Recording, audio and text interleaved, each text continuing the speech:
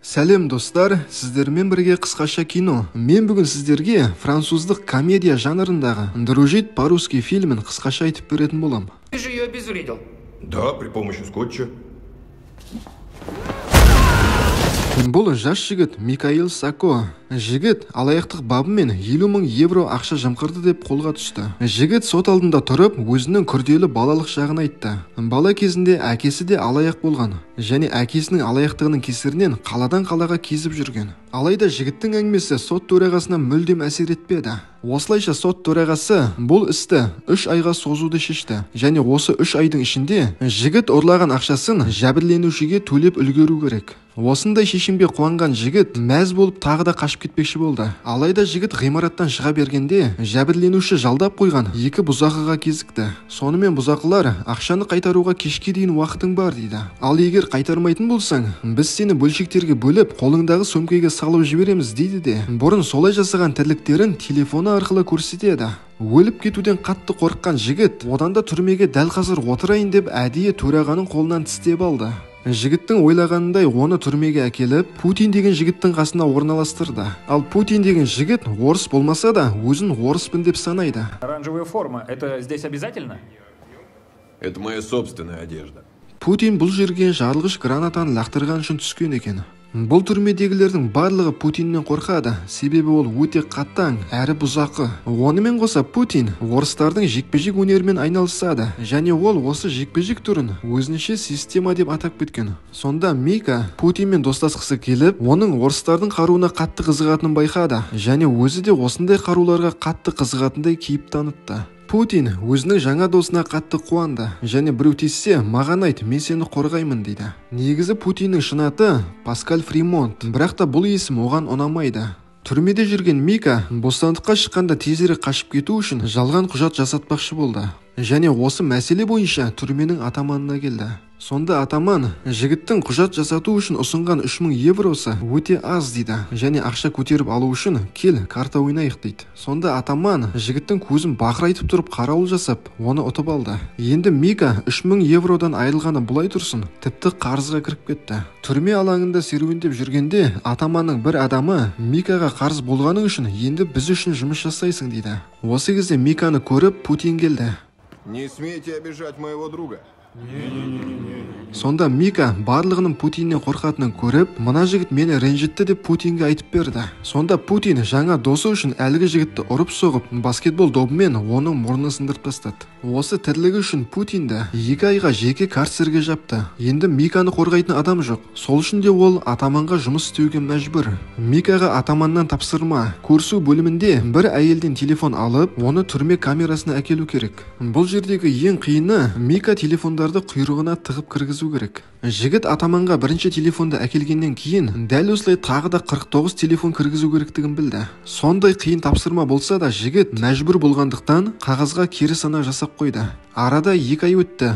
Путин карцерден шығып келе жатыр. Ол камераға келгенде өте мұңайып тұрған Миканы және қағаздағы 32 цифрын көрді. Сонда Мика, мен жақында бостандыққа шығам, бірақ та жалған құжат жасату үшін менің ақшам жоқ дейді. Ал соңғы 7 жылда Путинге ауытқу ауруы болғандықтан зейнетақы төленіп жүрген екен. Ал дәл қазір Путинде шамамен 40 000 евро ақша жиналған. Және осы ақшаның барлығын Микаға беремін деп шешті. Себебі Путиннің ойынша шынайы достар дәл осылай жасау керек. Ал кейін жігіттер Микаға жаңадан ат ойлап тапқысы келді. Например, Сталин. Я не могу взять имя Сталин. Сталин деген ат Микаға болмайды, себебі ол қара бала. Осыдан кейін атаманның алдына құжат өзгерту мәселесімен келгенде, аты жөнімді Микаэл Менди деп қой дейді.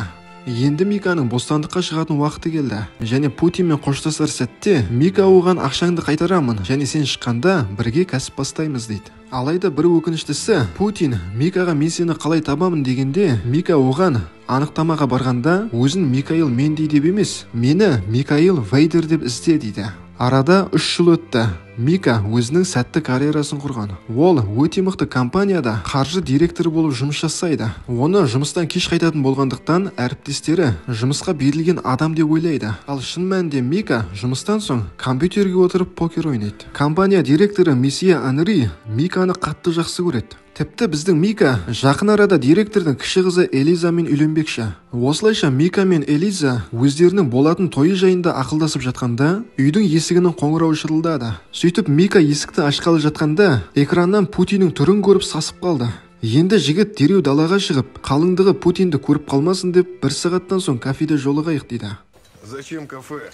Я принес завтрак. Путин түрмеден 1,5 жыл бұрын шыққан және Микаэл Вейдер деген адамды таппаған соң құжат жасап берген адамды барып қорқытқан екен. Және сол уақыттан бері Франциядағы Микаэл Менди деген адамды іздеп, міне бүгін Миканы әрең дегенде тапқан. Әрине Путин Миканың бірге кәсіп ашамыз деген сөзін де ұмытпаған. Және Путин досына бұрын берген ақшаларымды кері қайтармай-ақ қой дейді. Онымен қоса орыс жігіттің мәдениет туралы ойы мүлдем бөлек. Мысалы, адамдар көп орналасқан жерде қатты сөйлеуге болмайды. Сол үшін де көлікпен музыканың даусын қатты шығарған жігітті аямай соққыға жықты. Ал кейін әйелге келіп, жылап жатқан балаңды тынышталдыр дейді. Тіпті көлде жүзіп жүрген үйректерге ауыздарыңды жабыңдар деп барлығын қууда. Енді жағдайын жасап алған Микаға Путин сияқты дос енді керек болмай қалды. Сөйтіп Путинге үстіңе не киіп алғансың деп дубленкасымен басындағы қалпағын келеке қылды. Бірақ та Путин бұның барлығын әзіл деп қабылдады. Сонда Мика Путиннен құтылу үшін кейін хабарласайық деп кетіп қалды. Ал келесі күні Путин ешқандай ескертусіз Миканың жұмыс орнына келді және жігітке далаға шығып қыдырып қайтайық дейді. Шыға берісте оларды компанияның вице-президенті әрі директордың үлкен қызы Шарлотта күтіп алды. Шарлотта сіңілісі мен әкесінен бөлек Миканы әуел бастан жақтырмайды. Ал енді Миканың үстіне плащ киген орыс досымен де таныс болды.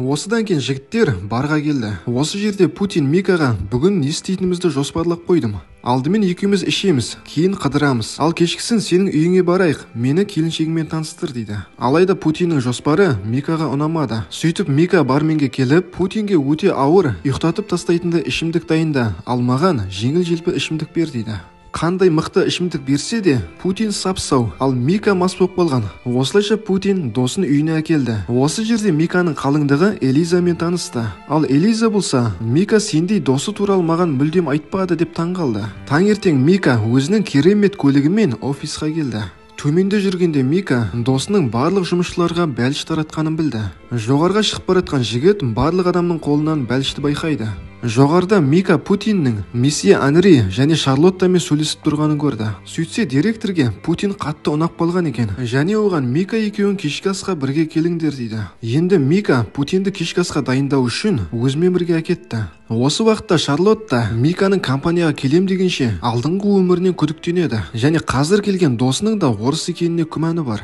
Енді Путиннің орыс екенін тексеру үшін Google'дан орысша жұмбақ тауып алды. Мика Путинді кешкі асқа дайындап жатыр. Біріншіден, бастығының айтқан кез келген әзіліне күлуіміз керек. Ал екіншіден, саған жұмбақ қойылады деп сол жұмбақтың жауабында айтып берді. Кешкісін Мика айтқандай, бастығы бір әзіл айтты. Біздің Путин күлгісі келмесе де, амалсыздан күліп отыр. Ал Шарлотта Путинге орысша жұмбақ қойды. Доптар жатыр, желісі бар, қабат-қабат терісі бар. Ол не деп сұрағанда, Путин абдырамастан, бұл өте оңай, жауабы орамжапырақ дейді. Алайда Путин Мика Шарлоттаның дәл осы жұмбақты қоятын қайдан біліп қойды деп таңғалуда. Онымен қоса Шарлотта да қатты таңғалды. Және Миканың өздерінің компьютерлеріне шпиондық программа орнатып қойды деп ойлайды. Және жұмыста да белсенді болуы дәл соның арқасы деп ойлайды. Миканы түнделетіп, бетперде киген адамдар машинаға салып алды. Сөйтсе Миканы ұрлап кеткен алдағы тойына куәгер болатын Карим екен. Ол Миканы достарымен бірге қыдыру үшін түнгі клубқа әкелді. Осы кезде Путин де досыма қауіп төнді деп ойлап түнгі клубқа келген еді. Және кіре сала досыма тиіспеңдер деп Миканың алдында билеп жатқан қызды жерге лақтырып тастады. Және осы тірліктері үшін жігіттердің барлығын клубтан шығарып жіберді. Осыдан кейін Путин Каримді аңдып жүріп, оның не жасырып жүргенін білді. Сөйтсе Карим осыған дейін әдейі Миканың досы сияқты көрініп жүрген екен. Және 2 жылдан бері Миканы аяғына шалғысы кеп, Элизаны өзіне қарата алмай жүр. Бұны естіген Путин өзінің система атты төбелес ережесі бойынша Каримді ұрып соғып, оны куәгер болудан бас тартқызды. Және ертең-ақ елден кетемін деп айтқызып қойды. Енді куәгердің орны бос болғандықтан Путин өзін куәгерлікке ұсынды. Және Мика досына орыстардың ППШ деген автоматын сыйға берді. Сонда Мика қатты қорқып кетті. Себебі куәгер болатын болса, Путиннің шынайы есімі кім екенін біліп қояды. Сөйтіп екеуміздің де түрмеде болғанымызды біліп, мені осы жерден қуып жібереді деп қорықты. Сөйтіп Мика мәселені оңай шешу үшін Путинге мен сенің досың емеспін деп оны қуып жіберді. Я не хочу дружить с таким дебилом. Сонда Путин: Микаил Мендей деген менің досым жоқ. Менің досым сол түрмедегі Микаил Сако еді дейді. Сонда Шарлотта бұл әңгімені естіп, Миканың шын аты жөнін біліп алды.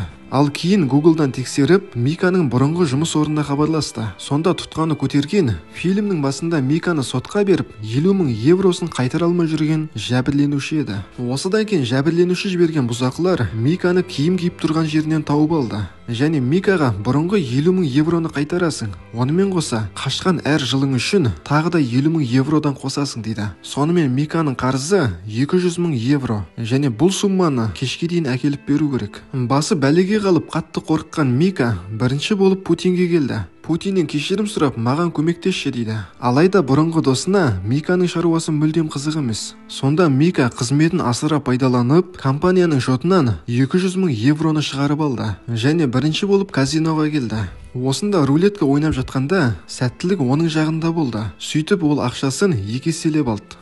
Түнделетіп Мика бұзақларға ақшасын тапсыруға келгенде есіктің алдынан Путинді көреді. Сонда Путин: сен мені ренжітсең де, мен досымды жаудың қолына беріп қоймаймын деп келген екен. Бұзақлар 200 мың евроны қабылдап алды. Бірақ та олар Микаға әр ай сайын 50 мың евродан төлеп тұрасың дейді. Себебі олар жай ғана солай болғанын қалайды. Бұны көрген Путин бұзақлармен келіспейді және ішіне жастырған ППШ-мен барлық бұзақларды осы жерден қуып шықты. Бұған мәз болған Мика өзінің үйіне оралды. Ал бұл жерде оны үлкен тосынсый күтіп тұр. Оның отбасы Миканың бұрын соңды алаяқ болып түрмеде отырғанын білді. Тіпті үйге полицияны да шақырып қойған екен. Сонда Микаил барлығын мойындап, өмірімнің бәрі қашумен өтті. Мен шаршадым, енді ештеңеден қашпаймын дейді.